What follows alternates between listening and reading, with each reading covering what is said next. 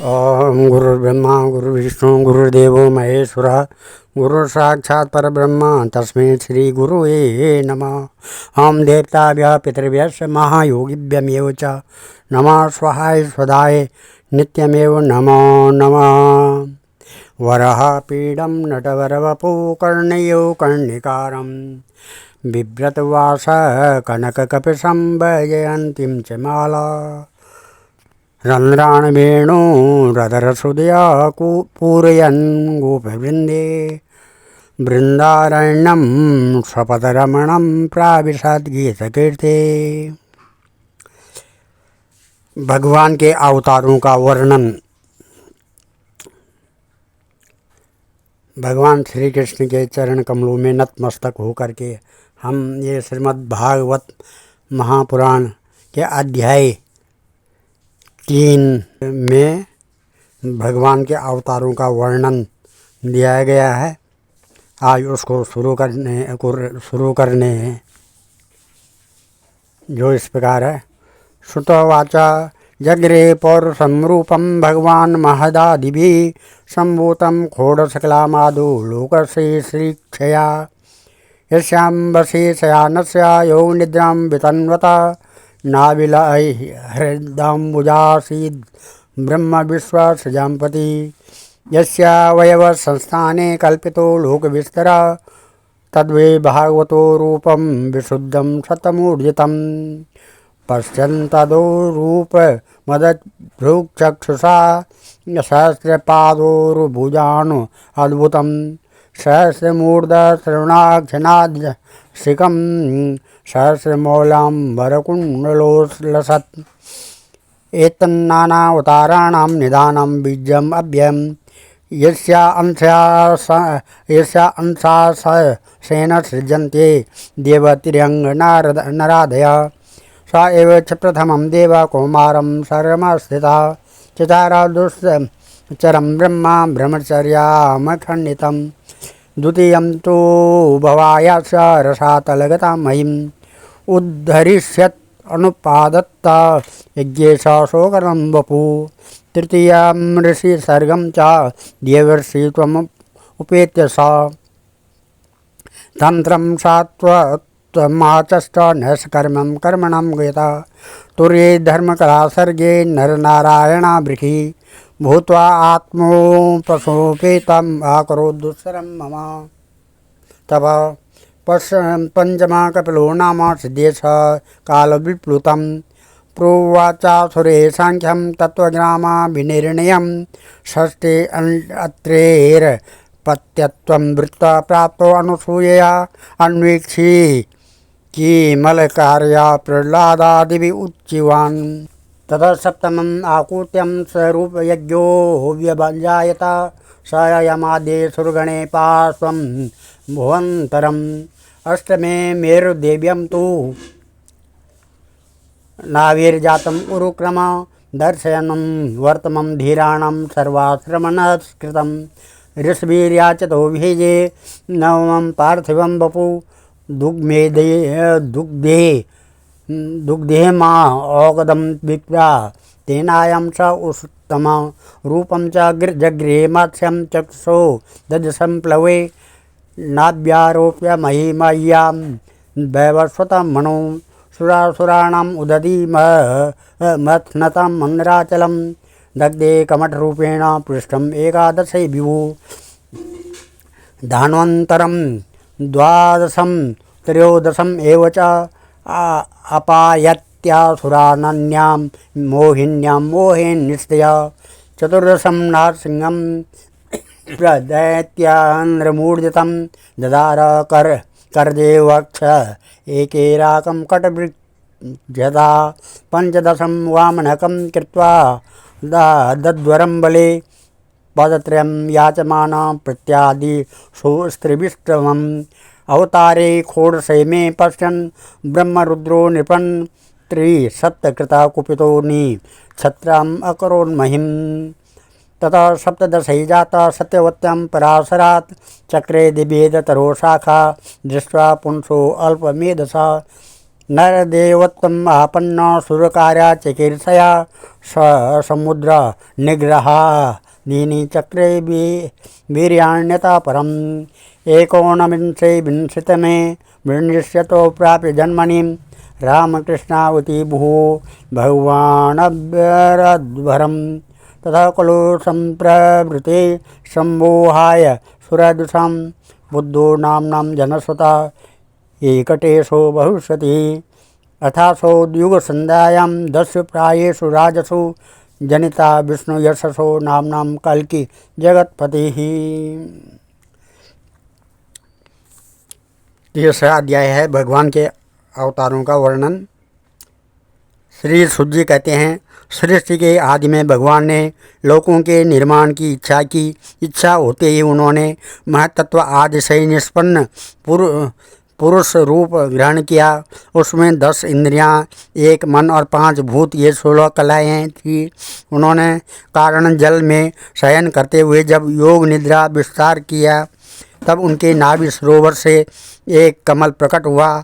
उस कमल से प्रजापतियों के अधिपति ब्रह्मा जी उत्पन्न हुए। भगवान के उस विराट रूप के अंग प्रत्यंग में ही समस्त लोकों की कल्पना की गई है। वह भगवान का विशुद्ध सत्वमय श्रेष्ठ रूप है। योगी लोग दिव्य दृष्टि से भगवान के उस रूप का दर्शन करते हैं। भगवान का वह रूप हजारों पैर, जांघें, भुजाएं और मुखों के कारण अत्यंत विलक्षण है। उसमें हजारों सिर, हजारों कान, हजारों आँखें, हजारों नासिकाएं, मन, नाक, हजारों मुकुट, वस्त्र और कुंडल आदि आभूषणों से वह उल्लसित रहता है। भगवान का यही पुरुष रूप, जिसे नारायण कहते हैं, अनेक अवतारों का अक्षय कोश है। इसी से सारे अवतार प्रकट होते हैं।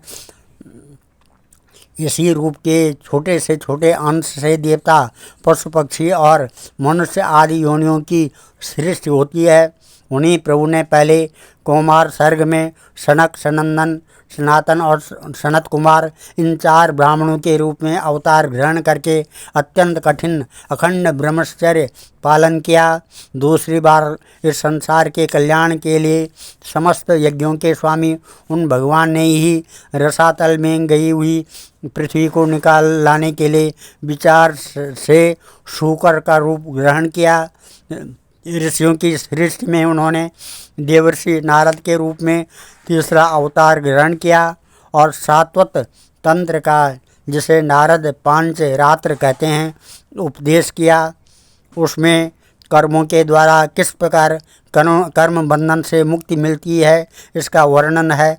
धर्म पत्नी मूर्ति के गर्भ से उन्होंने नर नारायण के रूप में चौथा अवतार ग्रहण किया। इस अवतार में उन्होंने ऋषि बनकर मन और इंद्रियों का सर्वथा संयम करके बड़ी कठिन तपस्या की। 5वें अवतार में वे सिद्धों के स्वामी कपिल के रूप में प्रकट हुए और तत्वों का निर्णय करने वाले सांख्य शास्त्र का, जो समय के फेर से लुप्त हो गया था, आसुरी नामक ब्राह्मण को उपदेश किया। अनुसुया के वर मांगने पर 6ठे अवतार में अत्रि की संतान दत्तात्रेय हुए। इस अवतार में उन्होंने अलर्क एवं प्रहलाद आदि को ब्रह्म ज्ञान का उपदेश किया। 7वीं बार रुचि प्रजापति की आकुति नामक पत्नी से यज्ञ के रूप में उन्होंने अवतार ग्रहण किया और अपने पुत्र याम और देवताओं के साथ स्वयंभू मनंतर की रक्षा की। राजा नाभि की पत्नी मेरु देवी के गर्भ से ऋषभ देव के रूप में भगवान ने 8वां अवतार ग्रहण किया। इस रूप में उन्होंने परम हंसों का वह मार्ग, जो सभी आश्रमियों के लिए वंदनीय है, दिखाया। ऋषियों की प्रार्थना से 9वीं बार वे राजा पृथु के रूप में अवतीर्ण हुए।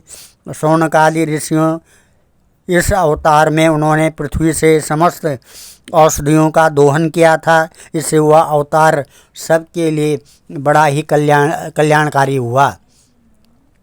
चाक्षुष मनंत्र के अंत में जब सारी त्रिलोकी समुद्र में डूब रही थी, तब उन्होंने मत्स्य के रूप में 10वां अवतार ग्रहण किया और पृथ्वी रूपी नौका पर बैठकर अगले मनंतर के अधिपति वैवस्वत मनु की रक्षा की। जिस समय देवता और दैत्य समुद्र मंथन कर रहे थे, उस समय 11वां अवतार धारण कर कच्छप रूप से भगवान ने मंदराचल को अपनी पीठ पर धारण किया। 12वें बार धनंतरी के रूप में अमृत लेकर समुद्र से प्रकट हुए और 13वें बार मोहिनी रूप धारण करके दैत्यों को मोहित करते हुए देवताओं को अमृत पान कर 14वें अवतार में उन्होंने नरसिंह रूप धारण किया और अत्यंत बलवान दैत्यराज हिरण्याकश्यप की छाती अपने नखों से अनायास इस प्रकार फाड़ डाली जैसे चटाई बनाने वाला सींग को चीर डालता है। 15वें बार वामन का रूप धारण करके भगवान दैत्यराज बलि के यज्ञ में गए हुए चाहते थे त्रिलोकी का राज्य, परंतु मांगी उन्होंने केवल 3 पग पृथ्वी। 16वें अवतार में परशुराम अवतार में जब उन्होंने देखा कि राजा लोग ब्राह्मणों के द्रोही हो गए हैं, तब क्रोधित होकर उन्होंने पृथ्वी को 21 बार क्षत्रियों से शून्य कर दिया। इसके बाद 17वें अवतार में सत्यवती के गर्भ से पराशर जी के द्वारा वे व्यास के रूप में अवतीर्ण हुए और उस समय लोगों की समझ और धारणा शक्ति कम देकर अपने वेद रूप वृक्ष की कई शाखाएं बना दी। 18वें बार देवताओं का कार्य संपन्न करने की इच्छा से उन्होंने राजा के रूप में रामावतार ग्रहण किया और सेतु बंधन, रावण वध और वीरतापूर्ण बहुत सी लीलाएं की। 19वें और 20वें अवतार में उन्होंने युद्धवंश में बलराम और श्री कृष्ण के नाम से प्रकट होकर पृथ्वी का भार उतारा। उसके बाद कलयुग का आ जाने पर मगध देश बिहार के देवताओं के दोषी दैत्यों को मोहित करने के लिए अजन के पुत्र रूप में आपका बुद्धा अवतार होगा। इसके भी बहुत पीछे जब कलयुग का अंत समीप होगा और राजा लोग प्रायः लुटेरे हो जाएंगे, तब जगत की रक्षक भगवान विष्णु यश नामक ब्राह्मण के घर में कल के रूप में अवतीर्ण होंगे।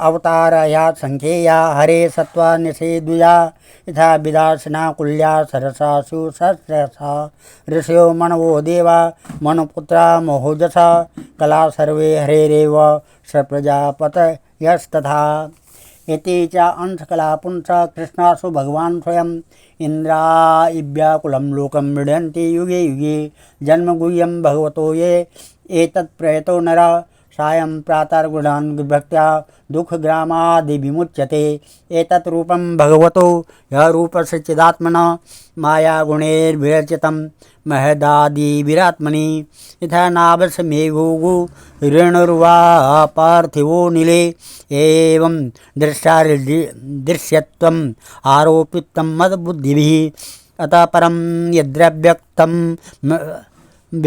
व्यूढगुणाभिहितम् अदृष्टाश्रुतवस्तुत्वात्तं जीवो यत्पुनर्भव यत्रे मे सदने रूपे प्रतिसिद्धे स्वयं विदा अविद्यायात्मनि कृत्ये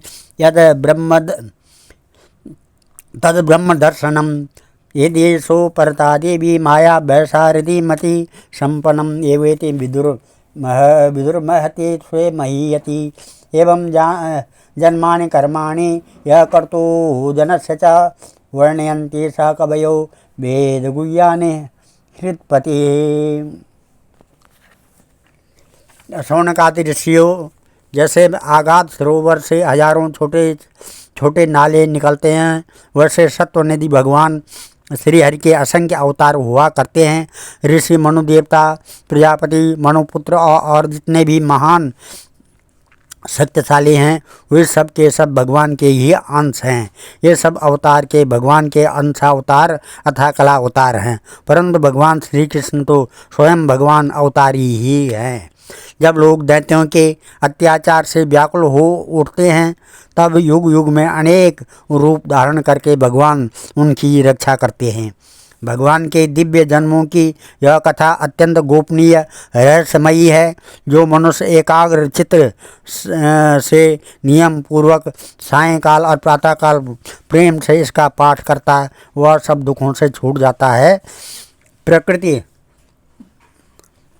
प्राकृतिक स्वरूप रहित चिन्मय भगवान का जो यह स्थूल जगदाकार रूप है यह उनकी माया के महतत्वादि गुणों से भगवान में ही कल्पित है। जैसे बादल वायु के आश्रय रहते हैं और धूसरपना धूल में रहता है, परंतु अल्प बुद्धि मनुष्य बादलों का आकाश में और धूसरपने का वायु जैसे बादल वायु के आश्रय रहते हैं और धूसरपना धूल में होता है, परंतु अल्प बुद्धि मनुष्य बादलों का आकाश में और धूसरपने का वायु में आरोप करते हैं। वैसे ही अविवेकी पुरुष सबके साक्षी आत्मा में स्थूल दृश्य रूप जगत का आरोप करते हैं। इस स्थूल रूप से परे भगवान का यह सूक्ष्म अव्यक्त रूप है जो न तो स्थूल की तरह आकारादि गुणों वाला है और न देखने सुनने में ही आ सकता है, वही सूक्ष्म शरीर है। आत्मा का आरोप या प्रवेश होने से यही जीव कहलाता है और इसी का बार बार जन्म होता है। उपर्युक्त सूक्ष्म और स्थूल शरीर अविद्या से ही आत्मा में आरोपित है। जिस अवस्था में आत्मस्वरूप के ज्ञान से यह आरोप दूर हो जाता है उसी समय ब्रह्म साक्षात्कार होता है। तत्वज्ञानी लोग जानते हैं कि जिस समय यह बुद्धि रूपा परमेश्वर की माया निवृत्त हो जाती है उस समय जीव परमानंदमय हो जाता है और अपनी स्वरूप महिमा में प्रतिष्ठित होता है। वास्तव में जिनके जन्म नहीं है और कर्म भी नहीं है उन हृदयेश्वर भगवान के अप्राकृतिक जन्म और कर्मों का तत्वज्ञानी जो लोग इसी प्रकार वर्णन करते हैं, क्योंकि उनके जन्म और कर्म वेदों के अत्यंत गोपनीय रहस्य हैं।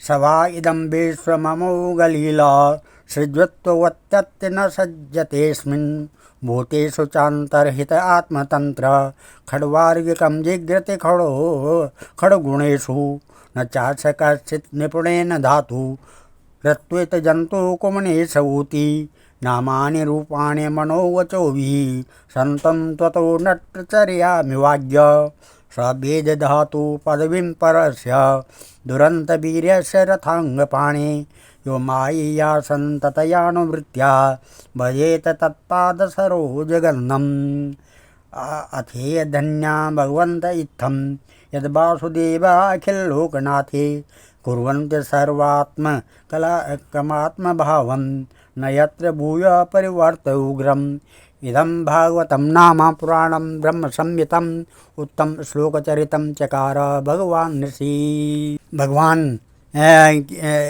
की लीला अमोघ है। वे लीला से ही इस संसार का सृजन पालन और श्रृंगार करते हैं, किंतु इसमें आसक्त नहीं होते हैं। प्राणियों के अंतकरण में छिपे रहकर ज्ञानेंद्रिय और मन के नियंता के रूप में उनके विषयों को ग्रहण भी करते हैं, परंतु उनसे अलग रहते हैं। वे परम स्वतंत्र हैं। वे विषय कभी उन्हें लिप्त नहीं कर सकते हैं। जैसे अनजान मनुष्य जादूगर अथवा नट के संकल्प और वचनों से ही की हुई करामात को नहीं समझ पाता, वैसे ही अपने संकल्प और वेद वाणी के द्वारा भगवान के प्रकट किए हुए इन नाना नाम और रूपों को तथा उनकी लीलाओं को कुबुद्ध जीव बहुत ही तर्क युक्तियों के द्वारा नहीं पहचान सकता। चक्रपाणि भगवान की शक्ति और पराक्रम अनंत है, उनकी कोई अथा नहीं पा सकता है। वे सारे जगत के निर्माता होने पर भी उससे सर्वथा परे हैं। उनके स्वरूप को अथवा उनकी लीला के रहस्य को वही जान सकता है जो नित्य निरंतर निष्कपट भाव से उनके चरण कमलों की दिव्य गंध का सेवन करता है, सेवा भाव से उनके चरणों का चिंतन करता रहता है।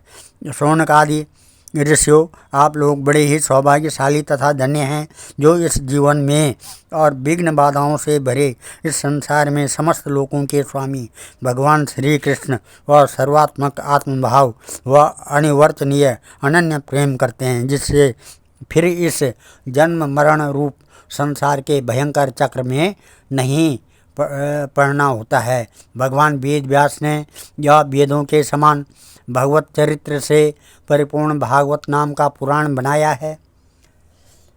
श्रेयनीः श्रेयसाय लोकस्य धन्यस्य स्वस्य यनं महत् तदिदं ग्राहयामास सुतमात्मवताम्बरं वेद इतिहासं सारं समुद्धृतं सतु संश्रावयामास महाराजं परीक्षितं प्रायोपविष्टं गंगाया परितं परमर्षभिः कृष्णे सुधाम् उपोगते धर्मज्ञानादिभिः सह कलो नष्टदृशोशेष पुराणो को अधुनोदिता तत्र कीर्तयतो विप्रर्षि भूरितेजसा अहं चाद्यगमं तत्र निविष्टा तदनुग्रहात् सोऽहं वा श्रावयिष्यामि यथाधीतं यथामतिः। श्रीमद्भागवत महापुराणे परमहंसाय संहितायां प्रथम स्कंदे नैमिषारण्यपाख्यान तृतीय अध्याय। उन्होंने इस श्लाघनीय कल्याणकारी और महान पुराण को लोगों के परम कल्याण के लिए अपने किसने वेद व्यास ने आत्मज्ञान शिरोमणि पुत्र को ग्रहण कराया। इसमें सारे वेद और इतिहासों का सार संग्रह किया गया है। सुखदेव जी ने राजा परीक्षित को यह सुनाया। उस समय वे परमार्शियों से घिरे हुए आमरण अनशन का व्रत लेकर गंगा तट पर बैठे हुए थे। कौन? परीक्षित। भगवान श्री कृष्ण जब धर्म ज्ञान आदि के साथ अपने परम धाम को पधार गए, तब इस कलयुग में जो लोग अज्ञान रूपी अंधकार से अंधे हो रहे थे हैं, उनके लिए यह पुराण रूपी सूर्य इस समय प्रकट हुआ है। शौनक आदि ऋषियों, जब महातेजस्वी श्री सुखदेव जी महाराज वहाँ इस पुराण की कथा कह रहे थे, तब मैं भी वहाँ बैठा था। वहीं मैंने उनकी कृपा पूर्ण अनुमति से इसका अध्ययन किया। मेरा जैसा अध्ययन है और मेरी बुद्धि ने जिस प्रकार इसको ग्रहण किया है, उसी के अनुसार इसमें मैं आप लोगों को सुनाऊंगा। आज हम इस कथा को यहीं पर विराम देते हैं और कल हम श्रीमद् भागवत महापुराण प्रथम स्कंद के चौथे अध्याय से शुरू करेंगे। चौथे अध्याय को पढ़ेंगे। मंगलम भगवान विष्णु मंगलम गरुड़ध्वजा मंगलम पुंडरीकाक्षा मंगलाय तनो हरि मंगलम भगवान शंभु मंगलम वृषभध्वजा मंगलम पार्वतीनाथ मंगलाय शिवशंकर आदौ देवकी देवगर्भजननम गोपीगृहवर्धनम मायापूतन जेवतापहरणम गोवर्धनो धारणम कंसछेदन कौरवादिहननम कुंतीसुता पालनम एतत् श्रीमद्भागवतं पुराणकथितं श्रीकृष्णलीलामृतम्। ओं देवताभ्यः पितृभ्यः महायोगिभ्यमेव च नमो स्वाहाय स्वधाय नित्यमेव नमो नमः। अयोध्या मथुरा माया काशी कांचीवंतिका पुरी द्वारावती सेवा सत्यते मोक्षदायिनी।